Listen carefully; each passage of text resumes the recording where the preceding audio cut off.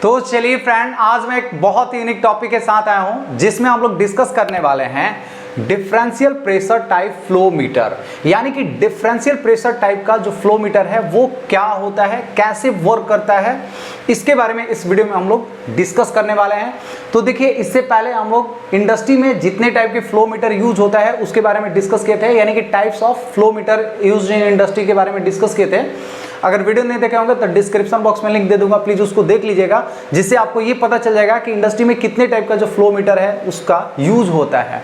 तो इस वीडियो में हम लोग डिस्कस करेंगे कि जो डिफरेंशियल प्रेशर टाइप का फ्लो मीटर है वो कैसे वर्क करता है। यानी कि डिफरेंशियल प्रेशर टाइप का फ्लो मीटर में जैसे हमारा ऑरिफिस मीटर हो गया, वेंचुरी मीटर हो गया या फ्लो नोजल है, उसका क्या प्रिंसिपल है, कैसे वर्क करता है, इस वीडियो में उसके बारे में हम लोग डिटेल से समझने वाले हैं। तो हमारे साथ बने रहिएगा, पूरे एंड तक वीडियो देखिएगा, बहुत ही इंफॉर्मेटिव होने वाला है। तो चलिए इस वीडियो को करते हैं स्टार्ट।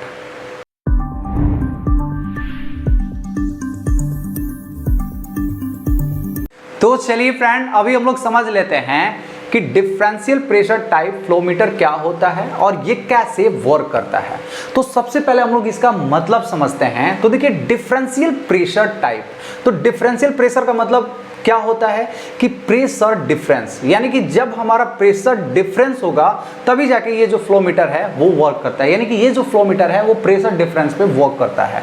और एक चीज हम लोग ये भी जानते हैं कि कोई भी पाइपलाइन हो जिसमें कोई भी रिस्ट्रिक्शन ना हो, तो उस पाइपलाइन में, यानी कि ओपन पाइपलाइन में अगर कोई भी लिक्विड फ्लो कर रहा हो या गैस फ्लो कर रहा हो, तो उसका जो प्रेशर होगा हर एक पॉइंट पे सेम होगा, जब तक कि उसमें कोई भी रिस्ट्रिक्शन ना हो।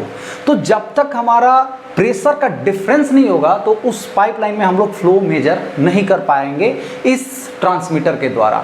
तो हम लोग का प्रेशर डिफरेंस करने के लिए, यानी कि उस पाइपलाइन में हम लोग प्रेशर का डिफरेंस प्रोड्यूस करने के लिए हम लोग क्या करते हैं, कुछ रिस्ट्रिक्शन प्रोवाइड करते हैं। जैसे कि हम लोग कुछ डिवाइस यूज करते हैं, जैसे कि हम लोग ऑरिफिस मीटर का यूज कर लिए, या हमारा फ्लो नोजल का यूज कर लेंगे, या हम लोग वेंचुरी मीटर का यूज करके प्रेशर डिफरेंस क्रिएट करेंगे। जैसे कि इस डायग्राम में आपको क्लियरली समझ में आ रहा है कि हम लोग एक ऑरिफिस का डायग्राम बना रखे हैं।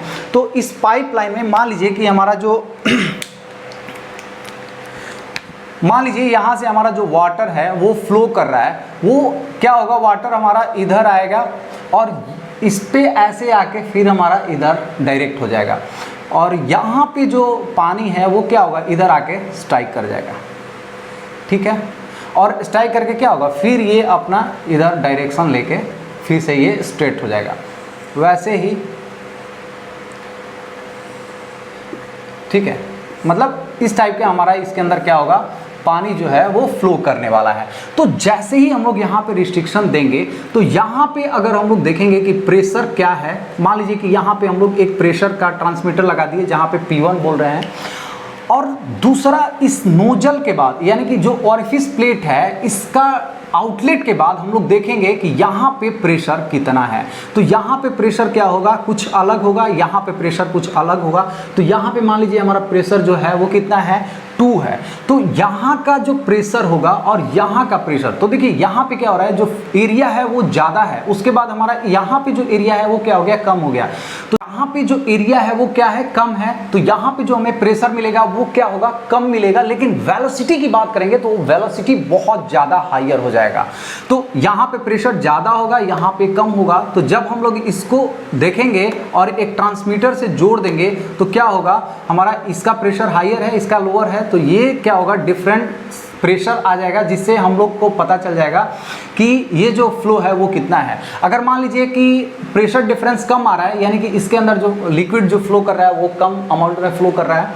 अगर प्रेशर डिफरेंस ज़्यादा हो रहा है तो इसका मतलब क्या है कि ये जो लिक्विड है वो ज़्यादा फ्लो कर रहा है। तो ये हो गया। और ये जो डिफरेंशियल प्रेशर टाइप का जो फ्लो मीटर है ये बर्नौलीज इक्वेशन पे वर्क करता है। तो बर्नौलीज इक्वेशन क्या बोलता है कि इस पाइपलाइन में जो फ्लूइड फ्लो कर रहा है उसका जो एनर्जी होगा वो हर एक पॉइंट पे सेम होगा, अगर कोई भी लॉसेस ना हो। तो इसका मतलब क्या है कि यहाँ पे जो हमारा प्रेशर एनर्जी है प्लस काइनेटिक एनर्जी है प्लस जो पोटेंशियल एनर्जी है, तीनों का जो सबमिशन होगा वो दूसरे पॉइंट पे अगर देखेंगे, यानी कि pressure energy plus kinetic energy plus potential energy जो होगा वो सेम होगा, यहाँ पे भी उतना ही होगा, यहाँ पे भी उतना ही होगा। तो यहाँ पे क्या हो रहा है, जो वेलोसिटी है वो इंक्रीज हो रहा है। मान लीजिए कि यहाँ पे जो काइनेटिक एनर्जी है वो 20% है, तो यहाँ पे हो सकता है ये कितना हो जाए, 50% हो जाए, ठीक है। पोटेंशियल एनर्जी एक हाइट पे है तो ये क्या हो जाएगा, मान लीजिए कि हमारा दोनों तरफ सेम है तो इसको हम लोग काट दिए। तो और प्रेशर एनर्जी मान लीजिए यहाँ पे 5 kg प्रेशर है तो ये मान लीजिए कि हमारा 2 kg हो गया, एज्यूम कर लेते हैं। तो ये जो प्रेशर एनर्जी जैसे रिड्यूस हुआ इसको काइनेटिक एनर्जी में कन्वर्ट कर दिया। तो एग्रीगेट अगर हम लोग देखेंगे तो हमारा जो टोटल एनर्जी होगा वो दोनों तरफ क्या होगा, बैलेंस होगा, ठीक है। बर्नौलीज इक्वेशन लगा लेते हैं और इसका एक रिजल्ट देखते हैं और एक लास्ट में हमें फॉर्मूला डेवलप होगा, वही फॉर्मूला की मदद से हम लोग डायरेक्टली जो है फ्लो मेजर कर पाते हैं। तो जैसा कि यहाँ पे अगर आप बर्नौलीज इक्वेशन लगाएंगे तो यहाँ पे प्रेशर एनर्जी क्या है 1 पॉइंट पे, तो P1 है, और यहाँ पे काइनेटिक एनर्जी क्या हो जाएगा 1/2 रो, वेलोसिटी मान लीजिए V1 है, इसका वेलोसिटी यहाँ पे V1 है तो रो V1, पोटेंशियल एनर्जी छोड़ दीजिए, और दूसरी तरफ क्या है हमारा प्रेशर एनर्जी, तो यहाँ पे P2 हम लोग माने हैं तो P2 मान लीजिए, और प्लस इसका हाफ रो, क्योंकि डेंसिटी जो है वो दोनों का सेम होगा, क्योंकि एक ही फ्लूइड फ्लो हो रहा है तो डेंसिटी इधर भी सेम होगा। और वेलोसिटी यहाँ पे मान लीजिए इसका क्या है, वेलोसिटी 2 हो गया। यहाँ पे प्रेशर P2 है तो यहाँ पे वेलोसिटी V2 हो जाएगा, यहाँ पे प्रेशर P1 है तो वेलोसिटी V1 हो जाएगा, ठीक है। तो देखिए यहाँ पे हम लोग अभी बर्नौलीज इक्वेशन लगा दिए, लेकिन यहाँ पे एक चीज़ और ध्यान देना है कि जब हमारा फ्लूइड इसके अंदर फ्लो करेगा तो इस ओरिफिस की वजह से यहाँ पे क्या होगा, फ्रिक्शन प्रोड्यूस होगा, यानी कि डायरेक्ट स्ट्राइक करेगा तो यहाँ पे क्या होगा, फ्रिक्शन प्रोड्यूस होगा, जिसकी वजह से कुछ ना कुछ लॉसेस होता है। तो इस लॉसेस को हम लोग लास्ट में जूम करेंगे कि कितना लॉस होता है और उसको कैसे हम लोग एलिमिनेट करते हैं। तो अभी हम लोग इस इक्वेशन को एक्सटेंड करते हैं। तो जैसे कि हम लोग का यहाँ पे P1 है, यहाँ पे P2 है, तो इसको इधर लाते हैं, यानी कि P1 माइनस P2 कर देते हैं, तो ये वाला जो वैल्यू है इधर चला जाएगा, यानी कि हाफ रो V2 का स्क्वायर, ये क्या हो जाएगा, माइनस हो जाएगा हाफ रो V1 का स्क्वायर। या आप इसको ऐसे भी लिख सकते हैं कि हाफ रो कॉमन है तो इसको आप निकाल लीजिए और ये V2 का स्क्वायर माइनस V1 का स्क्वायर हो जाएगा, और इधर क्या है P1 माइनस P2 है ना, यानी कि ये P1 माइनस P2 का जो इक्विवेलेंट है वो क्या है, half rho V2 square minus V1 का स्क्वायर है। और एक चीज़ हम लोग जानते हैं कंटिन्यूटी इक्वेशन से कि हमारा जो Q है, फ्लो है, वो किसके बराबर होगा, तो A1 V1 equal to A2 V2, यानी कि यहाँ पे जो एरिया होगा उसका जो वेलोसिटी होगा और यहाँ पे जो एरिया होगा वो जो वेलोसिटी होगा वो दोनों क्या होगा, सेम होगा, यानी कि फ्लो हमारा जो है A1 V1 A2 V2 जो है वो हर जगह क्या होगा, सेम होगा, ठीक है। तो अभी हम लोग जानते हैं कि A1 V1 equal to A2 V2 है, तो हम लोग यहाँ पे कोई भी एक चीज़ निकाल लेते हैं, जैसे कि हम लोग निकाल लेते हैं V1 इक्वल टू क्या होगा, तो V1 इक्वल टू क्या हो जाएगा कि A2 V2 अपॉन क्या हो जाएगा, A1 हो जाएगा। ये बेसिक चीज़ है, ये A1 क्या है, नीचे आ जाएगा, ये हमारा किसके बराबर है, तो फ्लो के बराबर है। तो चलिए ये जो V1 का जो वैल्यू है इसको हम लोग यहाँ पे पुट करते हैं, तो P1 minus P2 equal to 1/2 density, और हमारा V1 की जगह पे क्या रखेंगे, ये वाला, यानी कि V2 का square minus A2 V2 upon A1 का स्क्वायर हो जाएगा, ठीक है। तो हमारा वैल्यू कितना हो जाएगा, तो देखिए 1/2 रो, ये क्या है V2 का स्क्वायर, और इसका जब हम लोग LCM लेंगे तो नीचे क्या हो जाएगा A1, ये स्क्वायर है तो A1 का स्क्वायर, तो ये जब सॉल्व करेंगे तो V2 स्क्वायर और इनटू A1, ये A1 का स्क्वायर हो जाएगा माइनस A2 स्क्वायर और V2 का स्क्वायर, ये हो जाएगा, ठीक है। तो यहाँ पे हम लोग क्या कॉमन ले सकते हैं, इसमें दोनों में कॉमन क्या है, V2 कॉमन है, तो 1/2 डेंसिटी V2 स्क्वायर को आप कॉमन ले लेंगे तो क्या होगा, A1 स्क्वायर माइनस A2 का स्क्वायर अपॉन A1 का स्क्वायर, ये यहाँ पे हमारा आ रहा है।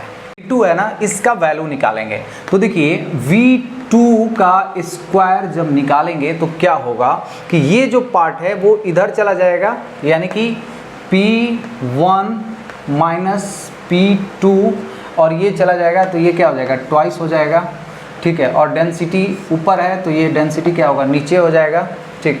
और ये जो A1 है, A1 किधर चला जाएगा, ऊपर, तो A1 का स्क्वायर डिवाइड क्या हो जाएगा, A1 का स्क्वायर माइनस A2 का स्क्वायर, ये हो जाएगा। अगर आप इसका स्क्वायर हटा देंगे तो इधर क्या हो जाएगा, अंडर रूट हो जाएगा, ठीक है।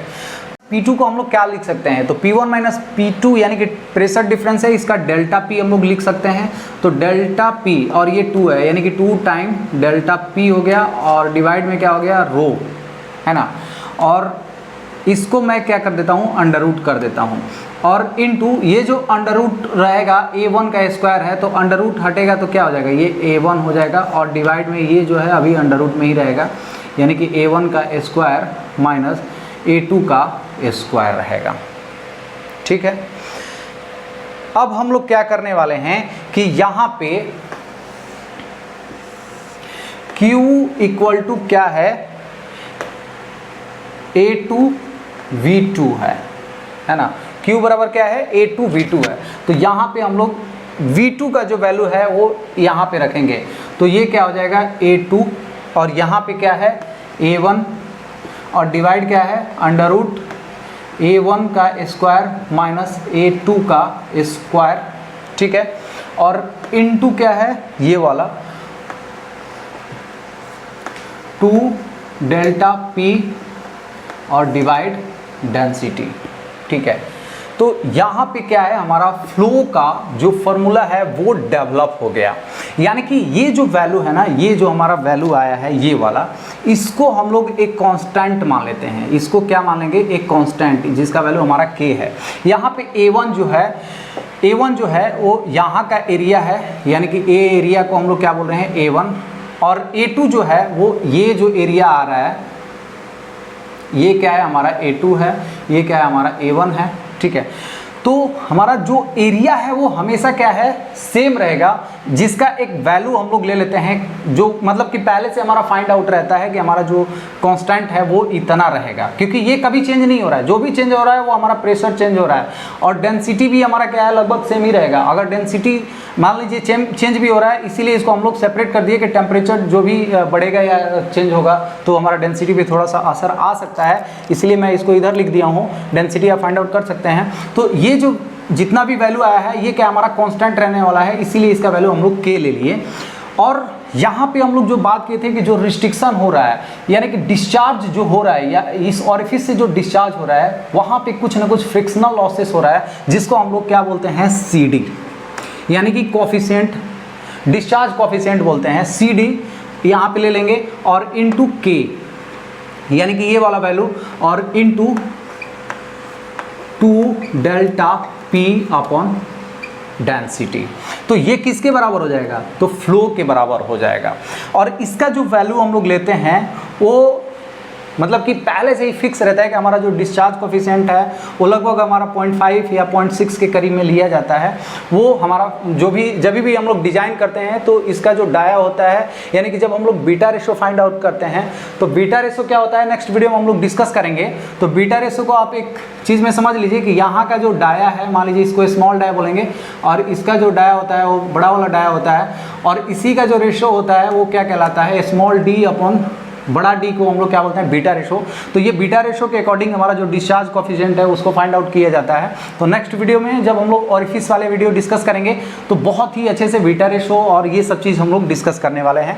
तो यहाँ पे हम लोग समझ लिए कि जो भी हमारा फ्लो मीटर है जो कि प्रेशर डिफरेंशियल पे वर्क करता है, चाहे हमारा ओरिफिस मीटर हो या वेंचुरी मीटर हो या आपका फ्लो नोजल टाइप का हो, वो प्रेशर जो डिफरेंस क्रिएट करता है, यहाँ पे ट्रांसमीटर लगा के हम लोग फ्लो फाइंड आउट कर लेते हैं।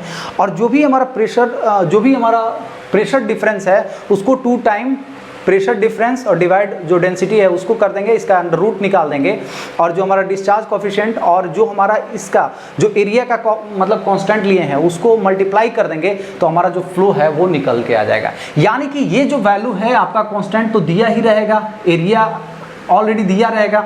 तो इसका कांस्टेंट आप जब भी मतलब पाइपलाइन में कोई चीज़ लगा रहे हैं या जो भी ऑरिफिस लगा रहे हैं तो वहाँ पे आपको ये कांस्टेंट का वैल्यू दे दिया रहेगा और आपका जो डिस्चार्ज कोफिशिएंट है इसका भी वैल्यू दिया रहेगा।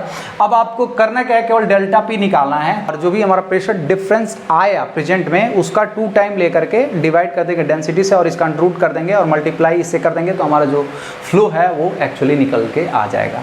तो ये था एक बहुत ही बेसिक सा जो जिसमें हम लोग समझ लिए कि डिफरेंशियल प्रेशर टाइप का जो फ्लो मीटर है ये कैसे वर्क करता है। तो ये हुआ ऑल अबाउट। उम्मीद करता हूँ ये वीडियो आप लोग को अच्छे से समझ में आ गया होगा। अगर मेरा वीडियो आप लोग को अच्छा लगा, इन्फॉर्मेटिव लगा तो प्लीज़ मेरे वीडियो को लाइक कर दीजिए। अगर मेरे चैनल पावर पॉइंट डिस्कशन में नया है तो प्लीज़ मेरे चैनल को सब्सक्राइब कर दीजिए। तो चलिए friends, thank you so much.